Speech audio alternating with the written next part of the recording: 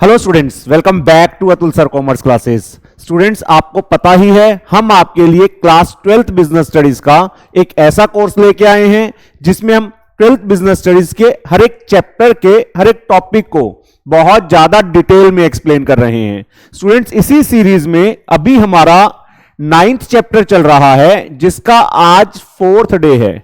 और स्टूडेंट्स, आज का जो हमारा टॉपिक है वो है डिविडेंड डिसीजन।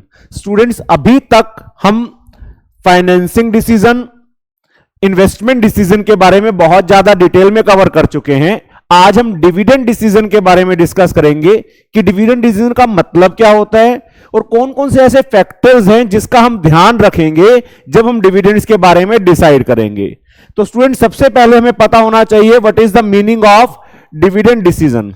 तो स्टूडेंट, जब हम प्रॉफिट्स अर्न कर लेते हैं और टैक्सेस भी पे कर देते हैं तो जो प्रॉफिट आफ्टर टैक्स है उसको डिस्ट्रीब्यूट कैसे किया जाए, उससे रिलेटेड जो डिसीजन होता है उसको हम डिविडेंड डिसीजन कह देते हैं।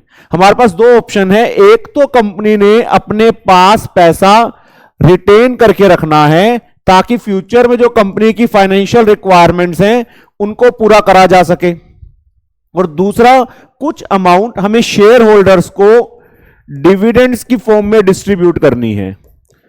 बिकॉज शेयर होल्डर्स कंपनी के ओनर्स हैं और उन्होंने पैसा इसलिए ही लगाया था कि जब कंपनी पैसा कमाएगी तो उसमें से उनको डिविडेंड डिस्ट्रीब्यूट होगा।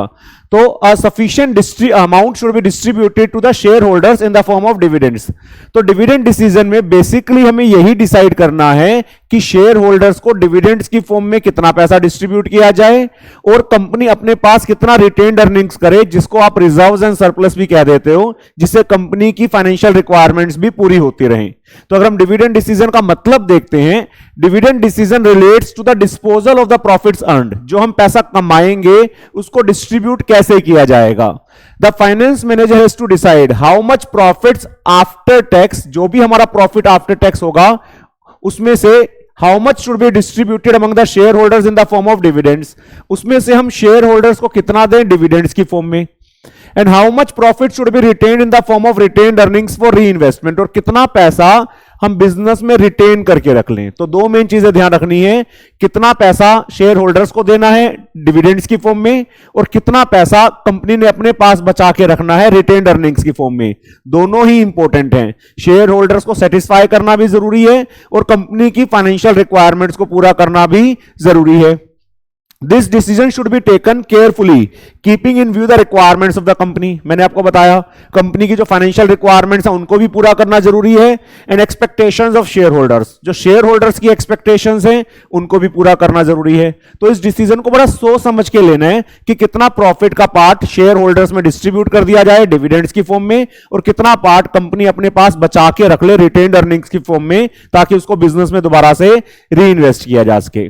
तो स्टूडेंट्स, अब बड़ा इंपॉर्टेंट टॉपिक आता है, what are the various factors which affect the dividend decision. कौन कौन से फैक्टर्स हैं जो हमारे डिविडेंड डिसीजन पर असर डालेंगे कि हम डिविडेंड ज्यादा दें या कम दें। तो स्टूडेंट्स, टोटल 11 फैक्टर्स हैं। सभी फैक्टर्स के बारे में आपको पता होना चाहिए। पहला फैक्टर है अर्निंग्स। अंडरस्टूड सी बात है, अर्निंग्स का मतलब है कंपनी ने जो प्रॉफिट्स कमा रखे हैं। तो कंपनी जो डिविडेंड पे करेगी वो प्रॉफिट्स में से ही देगी। प्रॉफिट्स कौन से हो सकते हैं, करंट ईयर की अर्निंग्स हो सकती हैं, पास्ट अर्निंग्स हो सकती हैं, जो इस साल पैसा कमाया उसमें से डिविडेंड दिया जा सकता है, या जो कंपनी पहले पैसा कमा चुकी है उसमें से डिविडेंड दिया जा सकता है। तो बड़ी अंडरस्टूड सी बात है, अगर कंपनी की अर्निंग्स ज्यादा होंगी तो कंपनी अपने शेयर होल्डर्स को डिविडेंड्स ज्यादा दे सकती है, और अगर कंपनी की अर्निंग्स कम होंगी तो कंपनी अपने शेयर होल्डर्स को डिविडेंड्स ज्यादा नहीं दे सकती। तो dividend depends upon the earnings of the company. If the earnings of the company are more, company can declare dividends at the higher rate, whereas if the earnings of the company are less, dividends cannot be declared at the higher rates। तो बड़ी simple सा point है, dividends are paid out of current and past earnings। Company जो dividends declare कर रही है वो current earnings में से और पास्ट अर्निंग्स में से डिक्लेयर कर रही है। If there are more earnings, company declares high rate of dividend. अगर कंपनी की अर्निंग्स ज्यादा हैं तो कंपनी डिविडेंड्स ज्यादा डिक्लेयर कर देगी। Whereas during low earning period, अगर हमारी अर्निंग कम है, the rate of dividend is also low, तो कंपनी जो डिविडेंड देगी वो भी कम डिविडेंड देगी। तो बड़ा सिंपल सा रीजन है, कोई कंफ्यूजन वाला कंसेप्ट नहीं है। ज्यादा अर्निंग्स होंगी तो ज्यादा डिविडेंड दे देंगे, कम अर्निंग्स होंगी तो कम डिविडेंड दे देंगे। देन सेकेंड है स्टेबिलिटी ऑफ अर्निंग्स। हमारी अर्निंग्स कितनी स्टेबल हैं, मतलब हम हर साल पैसा कमाते हैं या नहीं कमाते हैं, हमारी अर्निंग स्टेबल है या नहीं है। जनरली जिन कंपनी की अर्निंग स्टेबल होती हैं उनको लगता है कि इस साल पैसा कमाया, अगले साल भी कमाएंगे, उससे अगले साल भी कमाएंगे, तो ऐसे कंपनीज जनरली ज्यादा पैसा बचाने की कोशिश नहीं करती हैं, तो वो डिविडेंड्स ज्यादा रेट से डिक्लेयर कर देती हैं। तो अगर हमारी अर्निंग स्टेबल है, मतलब हम हर साल पैसा कमा रहे हैं और हमें पता है कि इस साल पैसा कमाया है तो आगे भी कमाएंगे, तो हम डिविडेंड्स ज्यादा दे सकते हैं, हमें ज्यादा पैसा सेव करने की जरूरत नहीं है, क्योंकि फ्यूचर में हम और पैसा कमा लेंगे।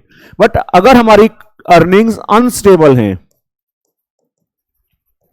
अनस्टेबल का मतलब है कभी पैसा कमा रहे हैं कभी नहीं कमा रहे, तो फ्यूचर को सेव करने की रिक्वायरमेंट पड़ेगी, तो वहां पर हम डिविडेंड्स कम डिस्ट्रीब्यूट करके पैसा सेव कर लेंगे, रिटेन्ड अर्निंग्स कर लेंगे, ताकि जब हम पैसा ना कमाए तो वहां पर रिटेन्ड अर्निंग्स को यूज किया जा सके।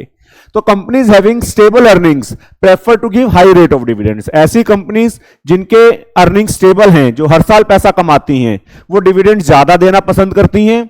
Whereas companies with unstable earnings prefer to give low rate of dividends। ऐसी कंपनीज जिसके अंदर की अर्निंग्स अनस्टेबल हैं, ऐसी कंपनीज डिविडेंड कम रेट से देना पसंद करती हैं।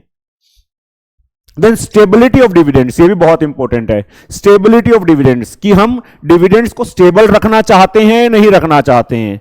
Majority of the companies, maximum companies चाहती हैं कि उनका डिविडेंड स्टेबल रहे, बहुत ज्यादा फ्लक्चुएट ना करे।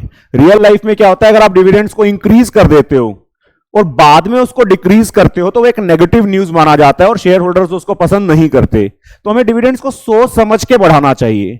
तो अगर हमें लगता है कि हमारी अर्निंग कैपेसिटी या अर्निंग पोटेंशियल परमानेंटली बढ़ चुका है, मतलब हमारे पैसा कमाने की जो क्षमता है, जो कैपेसिटी है, वो परमानेंटली बढ़ चुकी है, तब तो हमें डिविडेंड्स का रेट बढ़ा देना चाहिए। बट अगर हमें लगता है कि हमारी अर्निंग कैपेसिटी नहीं बढ़ी है, बस करंट ईयर की अर्निंग्स थोड़ा बहुत बढ़ी है, तो उस केस के अंदर फिर हमें डिविडेंड्स को चेंज नहीं करना चाहिए, हमें डिविडेंड्स को स्टेबल रखना चाहिए। क्योंकि जो कंपनी बहुत ज्यादा डिविडेंड्स को फ्लक्चुएट करती हैं, वो जब डिविडेंड्स का रेट कम करती हैं तो मार्केट में रेपुटेशन हमारी डाउन हो जाएगी, और कोई भी कंपनी नहीं चाहती कि मार्केट में रेपुटेशन डाउन हो जाए।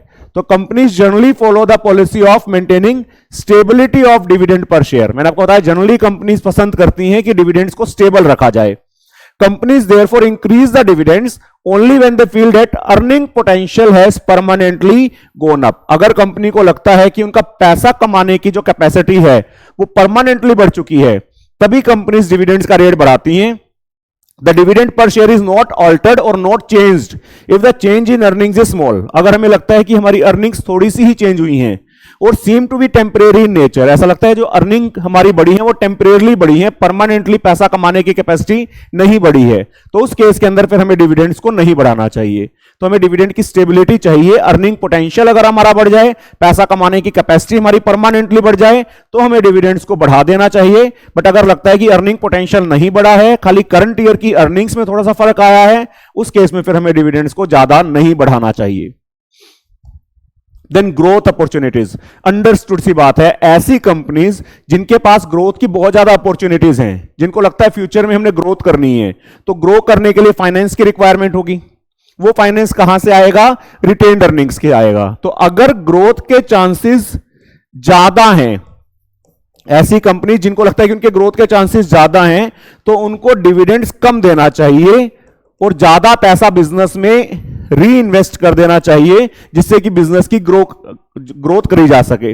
और अगर ग्रोथ के चांसेस बहुत ज्यादा नहीं है, लगता है कि और फ्यूचर में ग्रोथ नहीं होने वाली, तो हम डिविडेंड्स ज्यादा दे सकते हैं, वहां पर ज्यादा पैसा रिटेन करने का कोई बेनिफिट नहीं होगा। तो if a company has more growth opportunities then it will require more finance. Understood सी बात है, अगर हमारे ग्रोथ के चांसेस ज्यादा हैं तो पैसे की भी हमें ज्यादा जरूरत पड़ेगी।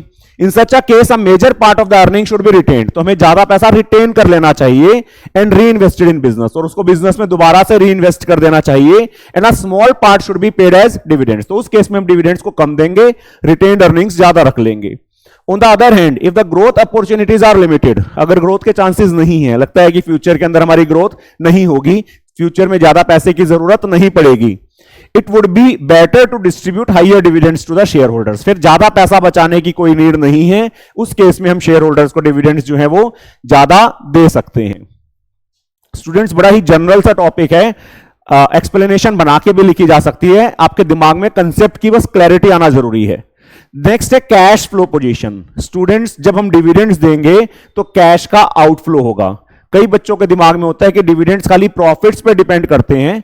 प्रॉफिट्स पे तो डिपेंड करते ही करते हैं, साथ में कैश फ्लो पोजीशन पे भी डिपेंड करते हैं। अगर आपके पास कैश नहीं है, सपोज प्रॉफिट्स हैं बट कैश नहीं है, तो डिविडेंड कैसे दोगे? तो अगर हमारी कैश फ्लो पोजीशन अच्छी है, रेगुलर बेसिस पर आप कैश को जनरेट कर पा रहे हो और आपके पास सरप्लस कैश है, तो आप डिविडेंड ज्यादा रेट से दे सकते हो। बट अगर आपकी कैश फ्लो पोजीशन अच्छी नहीं है, आप टाइम पर ज्यादा कैश जनरेट नहीं कर पा रहे हो और आपके पास कैश की शॉर्टेज है, तो आप ज्यादा डिविडेंड पे नहीं कर पाओगे, बेशक से आपके पास प्रॉफिट ज्यादा भी क्यों ना हो। तो अगर कैश फ्लो पोजीशन आपकी अच्छी है तो आप डिविडेंड्स जो है वो ज्यादा दे सकते हो। बट अगर आपकी कैश फ्लो पोजीशन अच्छी नहीं है तो उस केस में फिर जो डिविडेंड है वो आप ज्यादा रेट से नहीं दे पाओगे, तो उस केस में फिर डिविडेंड्स हमें कम देने पड़ेंगे। तो payment of dividend results in outflow of cash. जब आप डिविडेंड्स दोगे तो अंडरस्टूड सी बात है, कैश का आउटफ्लो होगा, आपको पेमेंट कैश की फॉर्म में ही करनी पड़ेगी। It is possible that the company may have sufficient profits but does not have sufficient cash to pay the dividends. ऐसा पॉसिबल है कि आपके प्रॉफिट्स तो हैं बट इतना कैश नहीं है कि आप ज्यादा डिविडेंड्स दे सको। So companies declare high rate of dividend only when they have surplus cash. अगर कंपनी के पास सरप्लस कैश होगा तभी कंपनीज डिविडेंड ज्यादा रेट से दे सकती हैं। अगर हमारे पास सरप्लस कैश नहीं है तो हम डिविडेंड्स बहुत ज्यादा नहीं दे सकते। In such situation of shortage of cash companies declare no और वेरी लो डिविडेंड। तो बड़ी सिंपल सी बात है, अगर हमारे पास शॉर्टेज है कैश की तो या तो हम डिविडेंड देंगे ही नहीं या बहुत कम डिविडेंड देंगे। तो the payment of dividend also depends upon the cash flow position. If we are having the surplus cash, we can declare the dividend at a very high rate. If we are not having the surplus cash, we are running short of cash, then the dividends might not be declared or it may be declared at a very low rate. Then shareholders preference. shareholders की expectations क्या हैं? shareholder क्या prefer करते हैं?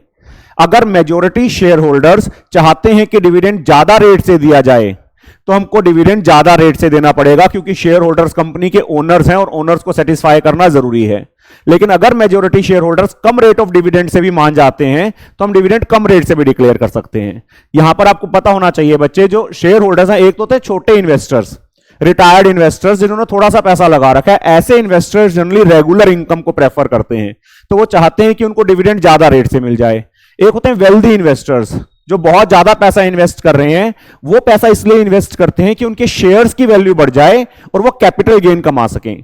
तो अगर ऐसे investors हैं तो वो ज्यादा डिविडेंड्स पसंद नहीं करते हैं, वो चाहते हैं कि कंपनी में पैसा री इन्वेस्ट हो और कंपनी ग्रो कर जाए। तो अगर इन्वेस्टर्स, हमारे मेजॉरिटी इन्वेस्टर्स वेल्दी इन्वेस्टर्स हैं, तो वो ज्यादा डिविडेंड्स एक्सपेक्ट नहीं करते, तो वहां पर हम डिविडेंड्स कम भी दे सकते हैं। बट अगर हमारे मेजॉरिटी शेयर होल्डर्स एक्सपेक्ट करते हैं, छोटे इन्वेस्टर्स हैं, वो एक्सपेक्ट करते हैं कि कंपनी डिविडेंड्स थोड़ा सा ज्यादा रेट से दे, तो हमें डिविडेंड्स को थोड़ा ज्यादा रेट से भी देना पड़ेगा। तो since share holders are the owners of the company, आपको पता है शेयर होल्डर्स जो है कंपनी के ओनर हैं, their preference should be given due consideration while declaring the dividends. तो शेयर होल्डर्स क्या चाहते हैं उसका भी ध्यान रखना पड़ेगा। Small and retired share holders prefer stable and regular dividends. छोटे शेयर होल्डर्स जो होते हैं वो रेगुलर डिविडेंड पसंद करते हैं, उनको लगता है कि एक जैसा डिविडेंड हमें मिलता रहे। Whereas wealthy investors invest money in shares to earn capital gains. जबकि जो वेल्दी इन्वेस्टर्स हैं वो कैपिटल गेन कमाना पसंद करते हैं, वो ज्यादा डिविडेंड्स में इंटरेस्टेड नहीं होंगे। If majority of share holders are small investors, अगर हमारे majority share holder small investors हैं, then company should declare dividend as per their expectations. तो उनकी एक्सपेक्टेशन के हिसाब से थोड़ा सा ज्यादा डिविडेंड डिक्लेयर कर सकते हैं। If majority of share holders prefer capital gain, अगर majority share holders capital gain को प्रेफर करते हैं, then company may declare lesser dividends also. तो उस केस में हम कम डिविडेंड्स भी डिक्लेयर कर सकते हैं। Then taxation policy. Taxation policy क्या है? एट प्रेजेंट जो हमारी कंट्री के अंदर टैक्सेशन पॉलिसी है वो ये है कि जो डिविडेंड्स होता है उस पर कंपनी को टैक्स देना पड़ता है। शेयर होल्डर्स के लिए वो टैक्स फ्री है, बट कंपनी को उसके ऊपर टैक्स देना पड़ेगा। जब कंपनी को उसके ऊपर टैक्स देना पड़ेगा तो जितना टैक्स का रेट, अगर हम डिविडेंड ज्यादा देंगे और टैक्स का रेट भी ज्यादा है तो हमें टैक्स भी ज्यादा देना पड़ेगा। तो सिंपल सी बात है, अगर टैक्स का रेट ज्यादा है तो हमें डिविडेंड्स को कम देना चाहिए। अगर टैक्स का रेट ज्यादा है तो हमें कम डिविडेंड देना चाहिए ताकि हमें टैक्स भी कम देना पड़े, और अगर टैक्स का रेट कम है फिर हम डिविडेंड्स को ज्यादा दे सकते हैं, क्योंकि उस केस में फिर हमारे ऊपर टैक्स का ज्यादा बर्डन नहीं पड़ेगा। तो सिंपल सी बात है, company has to pay tax on the dividends. If the rate of taxes are higher then we should pay less dividend to avoid payment of more taxes. और अगर हमारा टैक्स का रेट कम है तो हम डिविडेंड ज्यादा भी दे सकते हैं। The rate of dividend also depends upon the taxation policy of the government.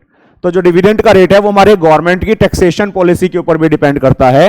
Under present taxation policy dividend income is tax free income for share holders whereas company has to pay tax. ये line ज्यादा important है, company has to pay tax on the dividends. If tax rate is higher company prefers to pay lesser dividend.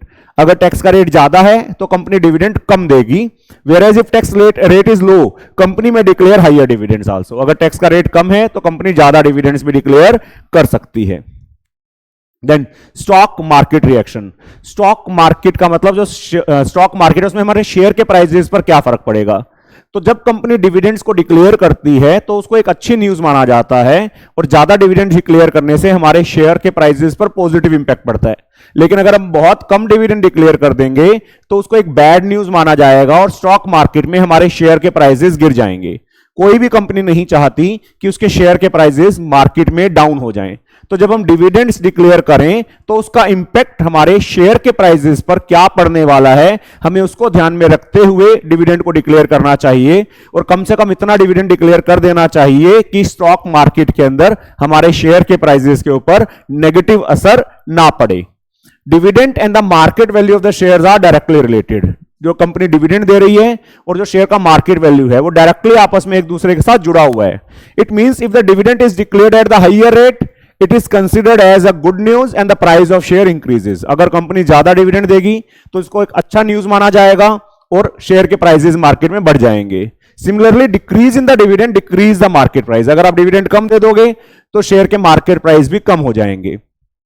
Therefore, a finance manager should always keep in mind the effect on the market price of shares while determining the rate of dividend. तो जब finance manager dividend declare कर रहा है तो उस dividend का हमारे shares के मार्केट प्राइस पर क्या असर पड़ने वाला है उसका ध्यान में रखते हुए हमें डिविडेंड पॉलिसी बनानी चाहिए। हमें ऐसा नहीं करना चाहिए कि हमारे शेयर के प्राइसेस मार्केट में एकदम से डाउन हो जाएं। Then access to capital market. Capital market means from where we can raise finance, जहां से हमें पैसा मिल सकता है। बैंक्स हो गए, स्टॉक मार्केट हो गई, जहां से हमें पैसा मिल सकता है जरूरत के टाइम पर, उसको हम कैपिटल मार्केट बोल देते हैं। एक्सेस का मतलब रीच, कितना हमारी पहुंच है। तो अगर हमारी कैपिटल मार्केट तक पहुंच है, एक्सेस है, रीच है, जरूरत के टाइम पर आसानी से हमें पैसा मिल जाएगा, तो उस केस में हम ज्यादा डिविडेंड्स भी डिक्लेयर कर सकते हैं। रिटेन्ड अर्निंग्स के ऊपर ज्यादा डिपेंड रहने की जरूरत नहीं होगी, क्योंकि जब जरूरत होगी तो आपको पैसा मिल जाएगा।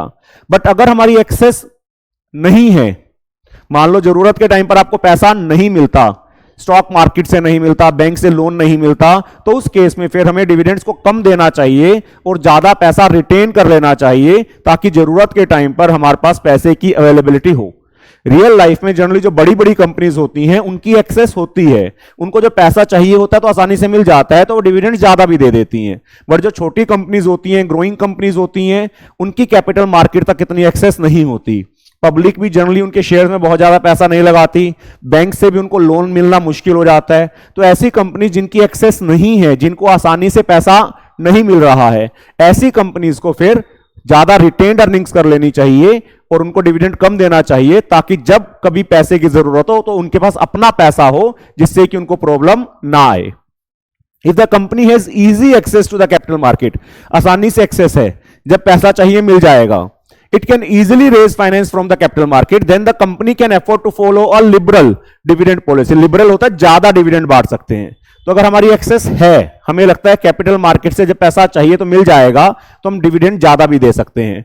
However, if a company has limited access to the capital market, it should pay less dividends and reinvest the profits in the business. अगर लिमिटेड एक्सेस है, लगता है जरूरत के टाइम पर पैसा नहीं मिलेगा, तो वहां पर फिर हमें ज्यादा डिविडेंड्स नहीं देने चाहिए, पैसा रिटेन करके रख लेना चाहिए। द लीगल कंस्ट्रेंट, लॉ क्या कहता है, कानून क्या कहता है। तो जब हम डिविडेंड्स देंगे तो हमें इस चीज को इंश्योर करना है कि किसी कानून को, किसी लॉ को हम ब्रेक ना कर दें। जैसे सेबी की गाइडलाइंस हैं, कंपनीज एक्ट है, तो ये सारी चीजों का ध्यान रखना है। जैसे कंपनीज एक्ट कहता है कि डेप्रीशिएशन लगाए बिना आप डिविडेंड नहीं दे सकते।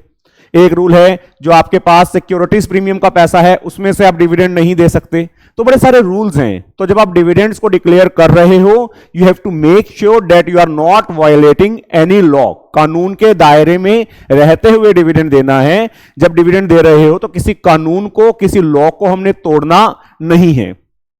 The dividend policy of a company has to be formulated within the legal framework. जो कानून बना हुआ है उसके अंदर रहते हुए डिविडेंड पॉलिसी बनानी है। And the provisions of the companies act, companies act को भी ध्यान में रखना है। According to companies act, dividend can not be paid out of paid up share capital. Companies act कहता है कि आप डिविडेंड को पेड अप शेयर कैपिटल में से नहीं दे सकते। And can be paid only after providing depreciation, depreciation लगने के बाद ही डिविडेंड दे सकते हैं, उससे पहले डिविडेंड नहीं दे सकते। Such provisions must be kept in mind while declaring the dividends. तो ये जो भी रूल्स हैं, जो भी लॉ हैं, आपने उनका ध्यान रखना है जब आप डिविडेंड्स को डिक्लेयर कर रहे हैं तब। And the last one is contractual constraints. Company कई बार कॉन्ट्रैक्ट करती है। जनरली कंपनी जब लॉन्ग टर्म के लिए कहीं से लोन्स वगैरह लेती है तो कॉन्ट्रैक्ट्स के अंदर जनरली हमारे ऊपर कई बार रिस्ट्रिक्शंस लगा दी जाती हैं। जो हमें लॉन्ग टर्म के लिए लोन दे रहा है वो कुछ रिस्ट्रिक्टिव क्लोजेस लगा देता है। सपोज उन्होंने रिस्ट्रिक्शन लगा दी कि वो अपना एडवाइजर अपॉइंट करेंगे और उस एडवाइजर से पूछ के ही हम डिविडेंड दे सकते हैं। तो अगर ऐसी कोई रिस्ट्रिक्शंस किसी कॉन्ट्रैक्ट के अंदर हमारे ऊपर लगाई गई हैं तो हमें उन रिस्ट्रिक्शंस को भी ध्यान में रखते हुए डिविडेंड्स को डिक्लेयर करना है। When companies take long-term loans, then the lender may impose certain restrictions on the payment of dividends in future.